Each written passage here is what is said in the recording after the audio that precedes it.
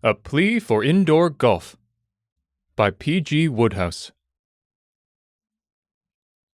Indoor golf is that which is played in the home. Whether you live in a palace or a hovel, an indoor golf course, be it only of 9 holes, is well within your reach. A house offers greater facilities than an apartment, and I have found my game greatly improved since I went to live in the country.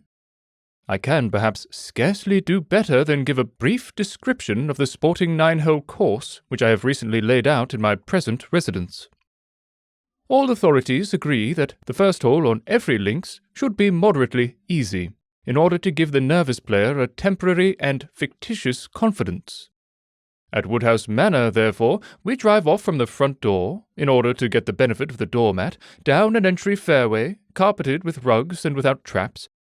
The hole, a loving cup, is just under the stairs, and a good player ought to have no difficulty in doing it in 2.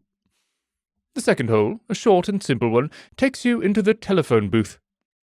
Trouble begins with the third, a long dog-leg hole through the kitchen into the dining room.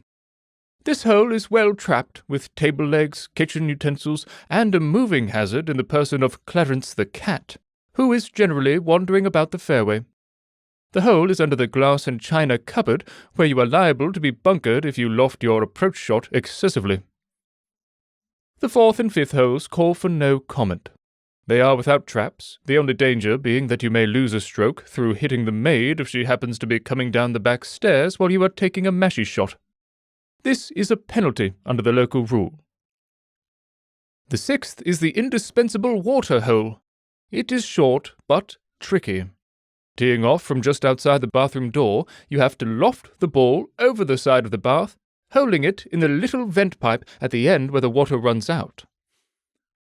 The 7th is the longest hole on the course. Starting at the entrance of the best bedroom, a full drive takes you to the head of the stairs, whence you will need at least 2 more strokes to put you dead on the pin in the drawing room. In the drawing room, the fairway is trapped with photograph frames, with glass complete, these serving as casual water, and anyone who can hole out on the piano in 5 or under is a player of class. Bogey is 6, and I have known even such a capable exponent of the game as my Uncle Reginald, who is +2 on his home links on Park Avenue, to take 27 at the hole. But on that occasion he had the misfortune to be bunkered in a photograph of my Aunt Clara, and took no fewer than 11 strokes with his niblick to extricate himself from it. The 8th and 9th holes are straightforward, and can be done in 2 and 3 respectively, provided you swing easily and avoid the canary's cage. Once trapped there, it is better to give up the hole without further effort.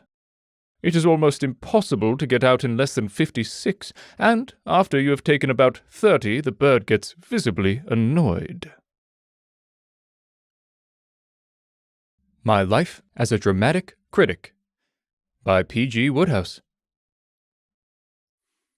I had always wanted to be a dramatic critic.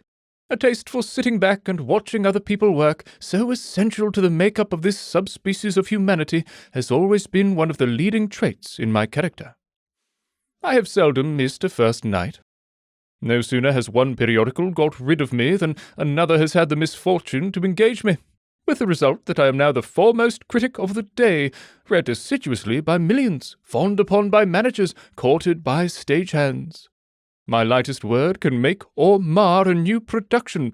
If I say a piece is bad, it dies. It may not die instantly. Generally it takes 40 weeks in New York and a couple of seasons on the road to do it, but it cannot escape its fate. Sooner or later it perishes. That is the sort of man I am.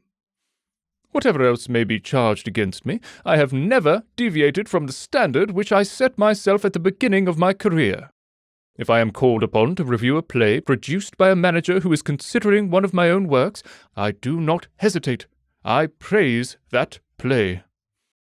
If an actor has given me a lunch, I refuse to bite the hand that has fed me. I praise that actor's performance. I can only recall one instance of my departing from my principles. That was when the champagne was corked, and the man refused to buy me another bottle. As is only natural, I have met many interesting people since I embarked on my career. I remember once lunching with Rare Ben Jonson at the Mermaid Tavern. This would be back in Queen Elizabeth's time, when I was beginning to be known in the theatrical world, and seeing a young man with a knobby forehead and about 3 inches of beard doing himself well at a neighbouring table at the expense of Burbage the manager. "Ben," I asked my companion, "who is that youth?" He told me that the fellow was one Bacon, a new dramatist who had learned his technique by holding horses' heads in the Strand, and who, for some reason or other, wrote under the name of Shakespeare. "You must see his Hamlet," said Ben enthusiastically. "He read me the script last night. They started rehearsals at the Globe next week. It's a pippin. In the last act, every blamed character in the cast, who isn't already dead, jumps on everyone else's neck and slays him. It's a skit, on these foolish tragedies which every manager is putting on just now. Personally, I think it's the best since The Prune Hater's Daughter." I was sceptical at the moment, but time proved the correctness of my old friend's judgment, and having been present after the opening performance at a little supper given by Burbage at which sack ran like water, and anybody who wanted another Malvoisie and seltzer simply had to beckon to the waiter, I was able to conscientiously praise it in the highest terms. I still treasure the faded newspaper clipping which contains the advertisement of the play with the legend, "Shakespeare has put one over. A scream from start to finish." Wodehouse in the Weekly Bear Beta, with which is incorporated the Scurvy Knaves Gazette. The lot of a dramatic critic is, in many respects, an enviable one. Lately there has been the growing practice among critics of roasting a play on the morning after production, and then having another go at it in the Sunday edition under the title of Second Swots, or The Past Week in the Theatre, which has made it pretty rocky going for dramatists who thus get it twice in the same place, and experience the complex emotions of the commuter who, coming home in the dark, trips over the baby's cart and bumps his head against the hat stand. There is also no purer pleasure than that of getting into a theatre on what the poet Milton used to call the nod. I remember Brigham Young saying to me once, with not unnatural chagrin, "You're a lucky man, Wodehouse. It doesn't cost you a nickel to go to a theatre. When I want to take in a show with the wife, I have to buy up the whole of the orchestra floor. And even then it's a tight fit." My fellow critics and I escape this financial trouble, and it gives us a good deal of pleasure when the male star is counting the house over the heroine's head during their big love scene, to see him frown as he catches sight of us and hastily revise his original estimate. The Agonies of Writing a Musical Comedy, which shows why librettists pick at the coverlet. The trouble about musical comedy, and the reason why a great many otherwise kindly and broad-minded persons lie in wait round the corner with sudden scowls, their whole being intent on beating it with a brick the moment it shows its head, is that, from the outside, it looks too easy. You come into the crowded theatre and consider that each occupant of an orchestra chair is contributing 3 or 4 cents to the upkeep of a fellow who did nothing but dash off the stuff that keeps the numbers apart, and your blood boils. A glow of honest resentment fills you at the thought of anyone having such an absolute snap. You little know what the poor bird has suffered, and how inadequate a reward are his few yens per week for what he has been through. Musical comedy is not dashed off. It grows slowly and painfully, and each step in its growth either bleaches another tuft of the author's hair or removes it from the parent skull altogether. The average musical comedy comes into being because somebody, not the public but a manager, wants one. We will say that Mr. and Mrs. Hooses, the eminent ballroom dancers, have decided that they require a different sphere for the exhibition of their talents. They do not demand a drama. They commission somebody to write them a musical comedy. Some poor misguided creature is wheedled into signing a contract, and from that moment his troubles begin. An inspiration gives him a pleasing and ingenious plot. Full of optimism, he starts to write it. By the time he has finished an excellent first act, he is informed that Mr. and Mrs. Hooses propose to sing 3 solos and 2 duets in the first act and 5 in the second, and will he kindly build his script accordingly. This baffles the author a little. He is aware that both artistes, though extremely gifted northward as far as the ankle bone, go all to pieces above that level, with the result that by the time you reach the zone where the brains and voice are located, there is nothing stirring whatever. And he had allowed for this in his original conception of the play, by making Mrs. Hooses a deaf mute and Mr. Hooses a Trappist monk under the perpetual vow of silence. The unfolding of the plot he had left to the other characters, with a few ingenious gaps where the two stars could come on and dance. He takes a stiff bracer, ties a vinegar-soaked handkerchief round his forehead, and sets to work to remodel his piece. He is a trifle discouraged, but he perseveres. With almost superhuman toil he contrives the only possible story which will fit the necessities of the case. He has wrapped up the script and is about to stroll round the corner to mail it, when he learns from the manager, who is acting as intermediary between the parties concerned in the production, that there is a slight hitch. Instead of having $50,000 deposited in the bank to back the play, it seems that the artistes merely said in their conversation that it would be awfully jolly if they did have that sum, or words to that effect. By this time our author has got the thing into his system, or rather, he has worked so hard that he feels he cannot abandon the venture now. He hunts for another manager who wants something musical, and at length finds one. The only proviso is that this manager does not need a piece built around 2 stars, but one suited to the needs of Jasper Cutup, the well-known comedian whom he has under contract. The personality of Jasper is familiar to the author, so he works for a month or 2 and remolds the play to fit him. With the script under his arm, he staggers to the manager's office. The manager reads the script, smiles, chuckles, thoroughly enjoys it. Then a cloud passes athwart his brow. "There's only one thing the matter with this piece," he says. "You seem to have written it to star a comedian." "But you said you wanted it for Jasper Cutup," gasps the author, supporting himself against the water-cooler. "Well, yes, that is so," replies the manager. "I remember I did want a piece for him then, but he's gone and signed up with Kay and Lee. What I wish you would do is to take this script and twist it to be a vehicle for Pansy Glucose." "Pansy Glucose?" moans the author. "The ingenue?" "Yes," says the manager.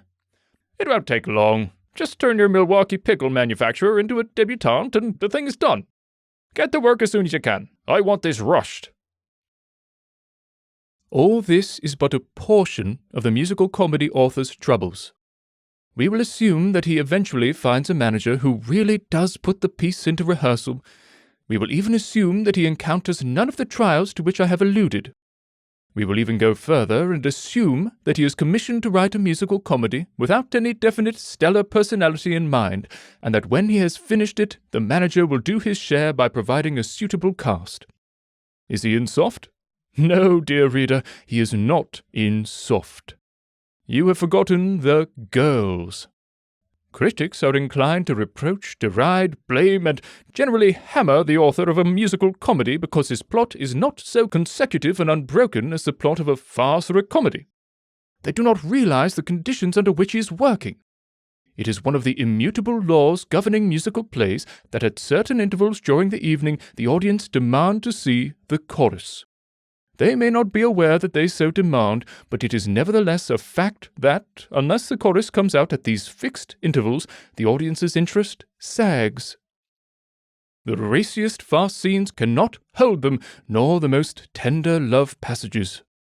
They want the girls, the whole girls, and nothing but the girls.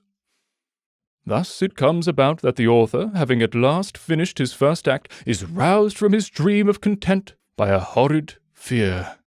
He turns to the script and discovers that his panic was well grounded. He has carelessly allowed fully 20 pages to pass without once bringing on the chorus. This is where he begins to clutch his forehead and to grow grey at the temples. He cannot possibly shift musical number 4, which is a chorus number, into the spot now occupied by musical number 3, which is a duet, because 3 is a situation number rooted to its place by the exigencies of the story. The only thing to do is to pull the act to pieces and start afresh. And when you consider that this sort of thing happens not once, but a dozen times between the start of a musical comedy book and its completion, can you wonder that this branch of writing is included among the dangerous trades and that librettists always end by picking at the coverlet? Then there is the question of the cast. The author builds his hero in such a manner that he requires an actor who can sing, dance, be funny, and carry a love interest.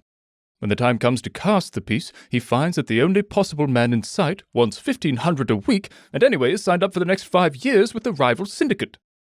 He is then faced with the alternative of revising his play to suit either A. Jones, who can sing and dance but is not funny, B. Smith, who is funny but cannot sing and dance, C. Brown, who is funny and can sing and dance but cannot carry a love interest, and through working in revue has developed a habit of wandering down to the footlights and chatting with the audience. Whichever actor is given the job, it means more rewriting. Overcome this difficulty and another arises. Certain scenes are constructed so that A gets a laugh at the expense of B, but B is a $500 a week comedian and A is a $200 a week juvenile, and B refuses to play straight, even for an instant, for a social inferior. The original line is such that it cannot be simply switched from one to the other. The scene has to be entirely reconstructed and further laugh lines thought of. Multiply this by 100 and you will begin to understand why, when you see a librettist, he is generally lying on his back on the sidewalk with a crowd standing round saying, "Give him air!" So, do not grudge the librettist his $1,000 a week or whatever it is. Remember what he has suffered and consider his emotions on the morning after the production, when he sees lines which he invented at the cost of permanently straining his brain, attributed by the critics to the impromptu invention of the leading comedian. Of all the saddest words of tongue or pen, the saddest, to a musical comedy author, are these in the morning paper. The bulk of the humour was sustained by Walter Whiffle, who gagged his way merrily through the piece.